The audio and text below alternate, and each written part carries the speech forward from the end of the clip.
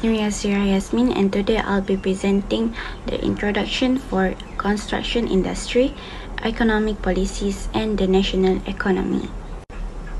Malaysia's construction sector is a major engine of economic growth. It doesn't just build roads and housing, it drives GDP, creates jobs, and attracts investment. In 2024, the sector recorded a strong 17% year-on-year growth. Its performance is closely tied to government policies. Fiscal spending and housing incentives boost demand. The monetary policies like interest rates affect borrowing and investment. And long-term Malaysia plans integrate construction into the nation's development vision.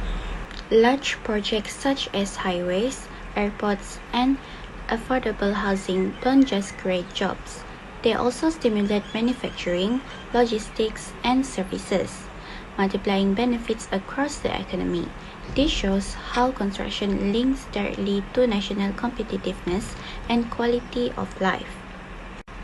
In Sarawak, projects like the Trans-Borneo Highway and Kuching Rapid Transit are transforming connectivity. Overall, construction is more than building, it is the foundation of Malaysia's long-term development, supporting urbanization and strengthening the nation as it prepares for Asian chairmanship in 2025. Hi, my name is Nur Damia Huda. I will be explaining about fiscal policy. Fiscal policy is the use of government spending and taxation to influence the economy. In simpler words, fiscal policy is used to describe the government decision of spending public finances. There are two types of fiscal policy. Number one is expansionary fiscal policy. It is often used during a recession in which the rate of unemployment is high and it increases aggregate demand through tax cuts or increased government spending. Number two is contractionary fiscal policy. It is usually used to slow down the economic growth, such as when inflation was expanding rapidly, it reduces aggregate demand by cutting spending or raising taxes.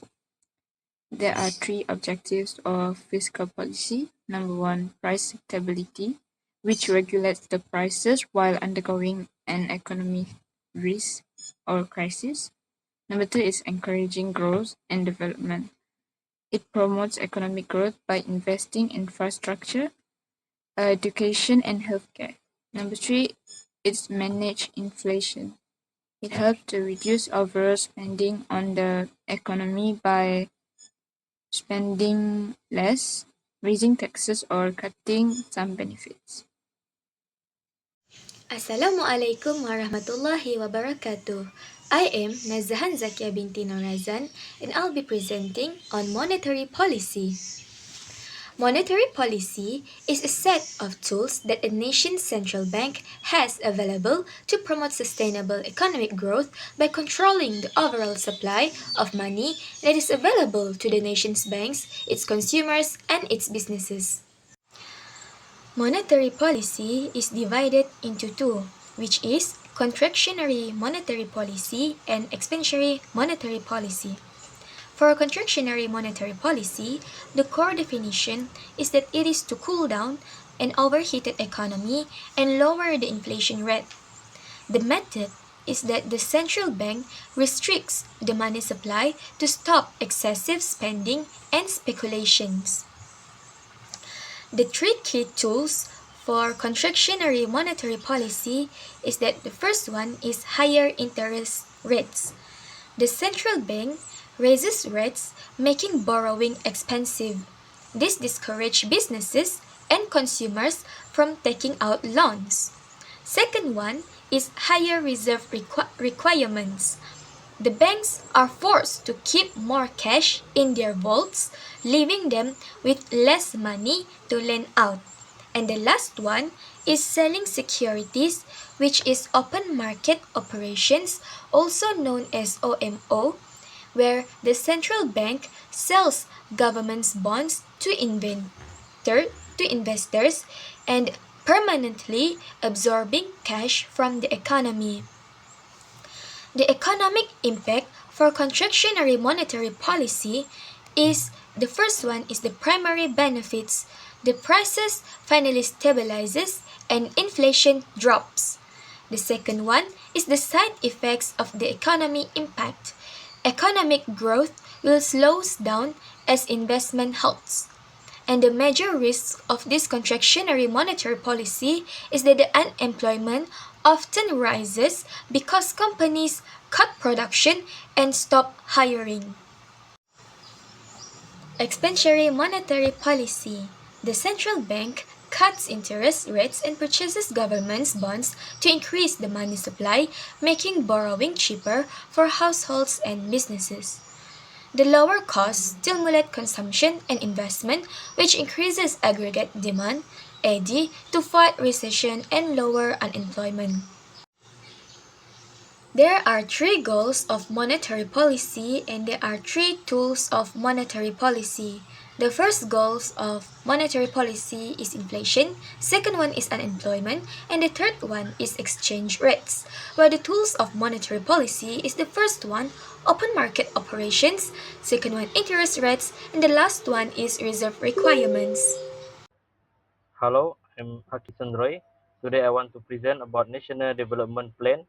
It also called Malaysian Plan. National Development Plan, also known as Malaysian Plan, are five-year development frameworks formulated by the Economic Planning Unit, or we call it EPU. Example of this plan is include the 11th Malaysian Plan and the 12th Malaysian Plan. The main purpose of Plan is to coordinate the country economic growth, social development and public welfare in a structured and planned manner. The Malaysian Plan have several key objectives. Firstly, they aim to promote sustainable economic growth through infrastructure development, industrial expansion, and urban development. Impact the construction industry and the national economy. Increase government spending, support major infrastructure projects such as MRT system, highway, government building, and flood mitigation work. This project increased construction activity and demand. The plan also encouraged private sector involvement through public-private partnership and create job opportunity for engineers, architects, quantity surveyors, contractors, and technical workers. The use of modern construction methods such as IBS, BIM, and digital technology improve productivity and efficiency, while SME benefit from subcontracting opportunity. At the national level, Malaysian Plan act as an economic stabilization tool by stimulating demand, reducing unemployment, and contributing to GDP growth. Have you ever wondered how construction industry contributes to the Malaysia's national economy? The construction industry is a massive contributor to our GDP. From 2010 to 2016, it grew at pace at 7.9%, coming from 4% from the construction industry.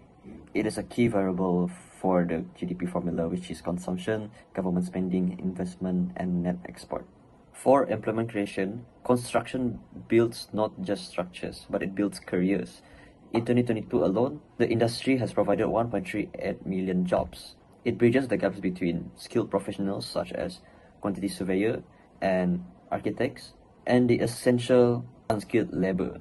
For investment, none of this can happen without capital. We are seeing high investors' confidence, with foreign investment making up over 56% of the total, amounting to 106.8 billion. This influx of funds proves that the world sees the value in building Malaysia. Finally, we have infrastructure development. It is mainly government funded. This sector improves our connectivity and quality of life. From transportation, such as roads and airports, to essential utilities like water and electricity, the construction drives the societal development that keeps our country moving. For conclusion, fiscal policy support the construction industry through increased government spending on infrastructure, especially during economic slowdown. This creates jobs, increase income, and stimulate economic growth. Tax incentive and subsidy further encourage private sector investment in construction projects. Monetary policy also affects construction activity through interest rate control, where lower interest rates increase construction and housing demand, while higher rates may slow development. Supported by the Malaysia Plan, which provide a clear framework for infrastructure and regional growth. The construction sector remains a key contributor to Malaysia's GDP, employment, and economic sustainability.